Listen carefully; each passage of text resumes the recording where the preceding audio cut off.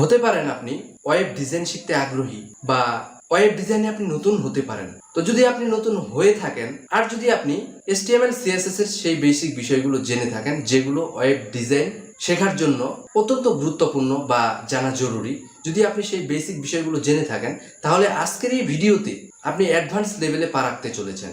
কারণ আজকের এই ভিডিওর যে টপিক সেটি হচ্ছে ডিপ। এই ডিপ ওয়েবসাইট তৈরি করার সময় বা ওয়েব ডিজাইন করার সময় এমন একটি ফিচার যা আমাদের প্রয়োজন অনুসারে আমাদেরকে বারবার ব্যবহার করতে হয়। তো এমন একটা সময় ছিল যখন সম্পূর্ণ ওয়েবসাইটটাই টেবিল আকারে তৈরি করা হতো, টেবিলের বিভিন্ন রকম রো তৈরি করে কিন্তু ওয়েবসাইটের টেমপ্লেট ক্রিয়েট করা হতো। সেই দিন চলে গেছে। HTML CSS এর এখন অনেক পরিবর্তন এসেছে। তো টেবিলের সেই স্থানটা কিন্তু এখন ডিপ দখল করে নিয়েছে। তো এখন আমরা আমাদের প্রয়োজন অনুসারে ডিপ ব্যবহার করব। ডিপের পূর্ণাঙ্গ রূপ হচ্ছে ডিভিশন। তো ওয়েব পেজের মাঝে যত ডিভিশন থাকবে সম্পূর্ণটাই আমরা কিন্তু ডিপের মাধ্যমে ভাগ করে নিতে পারবো। যে কোন কন্টেন্টের হাইট উইডথ কতটুকু হবে সম্পূর্ণটাই আমরা ডিপের মাধ্যমে ক্রিয়েট করতে পারবো।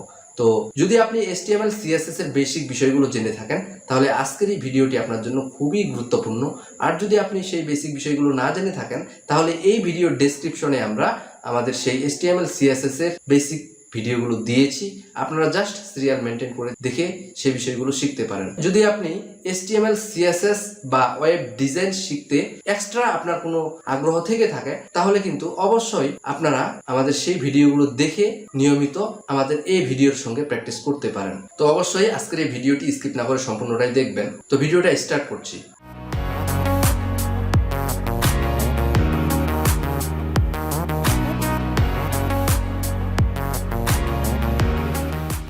Welcome back tutorial. তো গত টিউটোরিয়ালে আমরা আপনাকে দেখানোর চেষ্টা করেছি কিভাবে ওয়েব পেজ অথবা নির্দিষ্ট কোনো এলিমেন্টের ব্যাকগ্রাউন্ডে আপনি ব্যাকগ্রাউন্ড ইমেজ সেট করতে পারেন। সেই বিষয়টা সম্পর্কে আমরা গত টিউটোরিয়ালে আপনাকে বিস্তারিতভাবে বলেছি। আশা করি আপনারা সেই ভিডিওটি দেখে বাসায় প্র্যাকটিস করেছেন। তো আজকের টিউটোরিয়ালে আমরা আপনাকে দেখাবো ডিপ সম্পর্কে। তো কিভাবে আপনি HTML CSS এর মাধ্যমে ডিপ ইউজ করতে পারেন। তো ডিপ ইউজ করার জন্য আমরা শুরুতেই চলে যাব নোটপ্যাড প্লাস প্লাসে। তো এখানে দেখুন আমাদের index.html এবং style.css ফাইল ওপেন করা রয়েছে।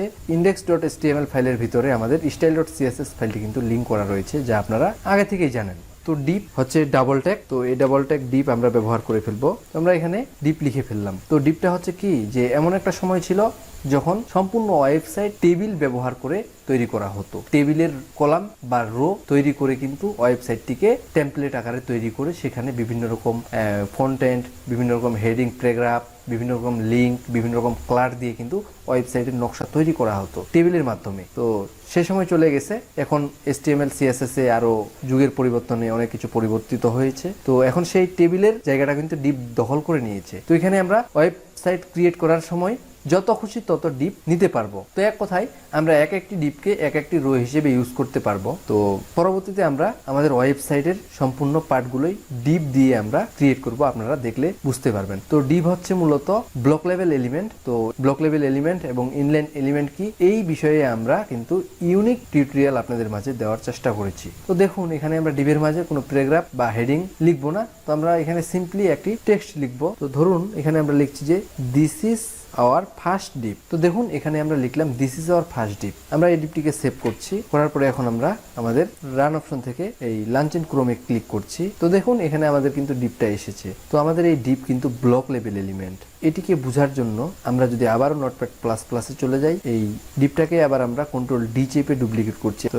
এখন দেখুন এখানে আমরা এটিকে সেভ করছি। করার পরে আমরা ব্রাউজার থেকে পেজটিকে লোড করছি। তো দেখুন আমাদের এই ডিপটা যদি ইনলাইন এলিমেন্ট হতো তাহলে কিন্তু HTML এর রুলস অনুযায়ী এটি কিন্তু নিচে না এসে এই ডিপের পাশেই আবার স্থান নিয়ে নিত। তো এটি আমাদের ব্লক লেভেল এলিমেন্ট, যার জন্য এটি কিন্তু নিচে এসেছে। এটিকে বোঝার জন্য আমরা যদি ইনস্পেক্ট এলিমেন্ট করি এখান থেকে, তো আপনারা অবশ্যই জানেন ইনস্পেক্ট এলিমেন্ট কি। ইনস্পেক্ট এলিমেন্টের মাধ্যমে আমরা কোনো এলিমেন্টের মানে এক কথায় অবস্থান নির্ণয় করতে পারি যে সে কি পরিমাণ জায়গা দখল করে রয়েছে এবং কি সেখান থেকে আমরা সেটার সাইজ ঠিক করতে পারি, আপনারা অবশ্যই জানেন। তো দেখুন এখানে আমাদের this is our first deep, এই প্রথম ডিপটার উপর আমরা ক্লিক করেছি। এতে কিন্তু আমাদের উপরে দেখাচ্ছে যে দেখুন এখান থেকে এই পর্যন্ত কিন্তু এটি র্যাপ করে নিয়েছে, ফুল ডিসপ্লে কিন্তু এটি একবারে দখল করে নিয়েছে। তো এতেই বোঝা যায় যে এই ডিপ হচ্ছে ব্লক লেভেল এলিমেন্ট। তো এখন আমরা যেটি করব, এখান থেকে ইনস্পেক্ট এলিমেন্টটাকে কেটে দেওয়ার পরে আমরা নোটপ্যাড প্লাস প্লাসে চলে আসব। তো দেখুন এখানে আমরা ডিপ নিয়েছি। আপনারা আগেই জানেন যে কোনো ডিপকে স্টাইল দেওয়ার জন্য বা কোনো এলিমেন্টকে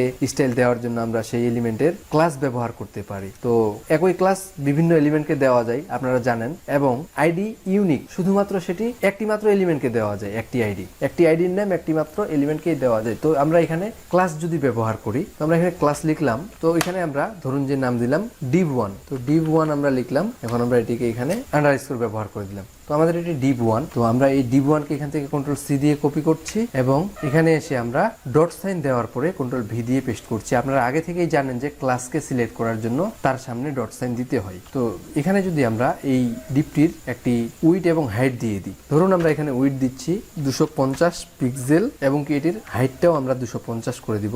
উইড এবং হাইট আমরা 250 পিক্সেল করে রাখলাম এবং কি আমরা এখান থেকে এই ক্লাস নেমটাকে, এক কথায় ক্লাসটাকে কন্ট্রোল সি দিয়ে কপি করে আমরা এই দ্বিতীয় যে ডিপটা রয়েছে এটাতেও আমরা কন্ট্রোল ভি দিয়ে পেস্ট করছি। এখন আমরা সেভ করছি। সেভ করার পরে আমরা আমাদের ব্রাউজারে চলে যাচ্ছি, এখান থেকে পেজটিকে লোড করতেছি। তো দেখুন এখানে কিন্তু আমাদের যে ডিপটা রয়েছে এটি কিন্তু 250 পিক্সেল যে আমরা হাইট দিলাম সেটি কিন্তু পেয়েছে এবং 250 পিক্সেল উইডো পেয়েছে। এর জন্য নিচের যে ডিপটা ছিল সেই ডিপের টেক্সটটা কিন্তু নিচে চলে এসেছে। এক কথায় প্রথম ডিপটা নিচে 250 পিক্সেল হাইট নিয়েছে এবং দ্বিতীয় ডিপটা এখান থেকে নিচে 250 পিক্সেল হাইট নিয়েছে। তো এটিকে আমরা বোঝার জন্য যদি আবার আমরা এখান থেকে রাইট বাটন ক্লিক করে ইন্সপেক্ট এলিমেন্টে চলে যাই, তাহলে কিন্তু আমরা এই প্রথম ডিপটার উপর ক্লিক করলে বুঝতে পারবো আমাদের এই টোটালটাই কিন্তু এখানে 250 পিক্সেল হাইট এবং উইডথ দুটাই পেয়েছে। প্রথমটাও পেয়েছে এবং আমরা দ্বিতীয়টাতে ক্লিক করি এবং এটিকে স্ক্রল করে উপরে নিয়ে যাই, তাহলে বুঝতেই পারতেছেন যে আমাদের এটি কিন্তু 250 পিক্সেল উইডথ পেয়েছে। তো যদিও এটি 250 পিক্সেল পেয়েছে, এটি কিন্তু লেফট টু রাইট পর্যন্ত সমস্ত যে জায়গাটা রয়েছে এটিকে কিন্তু সে দখল করে রেখেছে।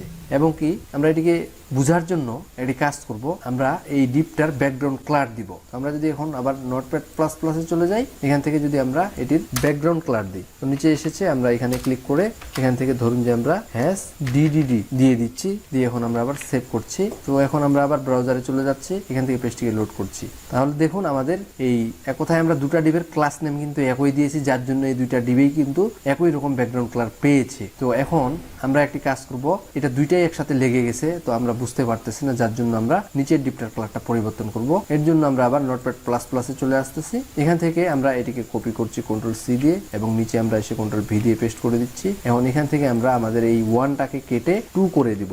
তো এখান থেকে আমরা আমাদের এই ডিপের ক্লাস নেমটা কিন্তু ডিপ 2 করে দিলাম। তো আমরা এখান থেকে এটিকে কপি করছি এবং আমরা এখানে এসে এটিকে আবার কন্ট্রোল ভি দিয়ে পেস্ট করছি এবং আমাদের index.html দুটি ফাইলকে আমরা সেভ করছি। করার পর এখান থেকে আমরা আমাদের এই যে কালারটা রয়েছে এখানে ধরুন আমরা গ্রিন দিয়ে দিচ্ছি। তো গ্রিন দিয়ে এখন আমরা সেভ করছি। করার পরে আমরা আমাদের ব্রাউজার থেকে পেজটিকে লোড করছি। তো দেখুন আমাদের উপরের ডিপটা এবং নিচের ডিপটা কিন্তু এখন বোঝা যাচ্ছে যে নিচেরটার ব্যাকগ্রাউন্ড কালার আমাদের গ্রিন এবং উপরেরটা আমাদের হালকা ধূসর কালারে। তো এতে করে বোঝা যাচ্ছে যে দুটি আমাদের 250 পিক্সেল ইন্টু 250 পিক্সেল উইডথ এবং হাইট পেয়েছে। আপনারা বুঝতেই পারলেন। তো এইভাবে আমরা পরবর্তী ডিপ ব্যবহার করে আমাদের ওয়েবসাইটটাকে তৈরি করব, যা আপনারা খুব সহজেই বুঝতে পারবেন যদি আপনারা আমাদের গত টিউটোরিয়ালগুলো দেখে থাকেন। তো আমি আপনাদেরকে রেকমেন্ড করব, যদি আপনারা ওয়েব ডিজাইন এন্ড ডেভেলপমেন্ট শিখতে চান তাহলে অবশ্যই আমাদের এই চ্যানেলের ভিডিওগুলো আপনারা দেখুন, যেগুলো আমরা শুরু থেকে দিয়েছি। এবং দেখার জন্য অবশ্যই আপনি টাইটেলের শেষে নাম্বার অথবা ভিডিও ওপেন করলে যে নাম্বার, এক কথায় আপনি সিরিয়াল মেনটেন করে আমাদের এই ভিডিওগুলো দেখুন, তবে কিন্তু আপনি আজকের এই ভিডিওটি ক্লিয়ার হয়ে যাবেন